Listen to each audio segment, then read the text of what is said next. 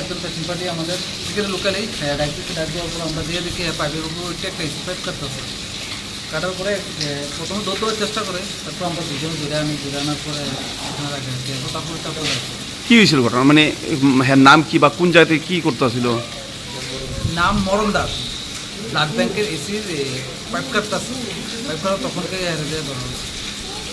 পূর্বে তো এখানে দেখা যায় এসএনসিউতে বা আইসিইউতে বলে এসি মানে যে গ্যাস লাইনটা কি বা কারা চুরি করে নিছে, স্বীকার করছে না? স্বীকার করছে না, আপনার যেদিনকার ওই আইসিইউর যে এসির পাইপটা কাটা হয়েছে ওই দিন কয় দেখা হচ্ছে। আজকে কি হাতে নাতে ধরা হয়েছে? আজকে হাতে নাতে ধরা হয়েছে। কোন জায়গাতে বাড়ি টাড়ি কিছু কইছি নিয়ে? আর বাড়ি জগন্নাথ চমনি করছে, কিন্তু বাড়া থাকে টেপা নেই। জেলা হাসপাতালে চুরি করেন না?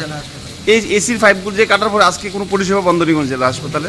ব্লাড ব্যাংকের পরিষেবা বন্ধ থাকবে, ব্লাড ব্যাংকের পরিষেবা বন্ধ। আইসিইউ বন্ধ থাকবে। আইসিইউ তো এমনিই কাজ চলছে, কারণে আইসিইউ বন্ধ থাকবে।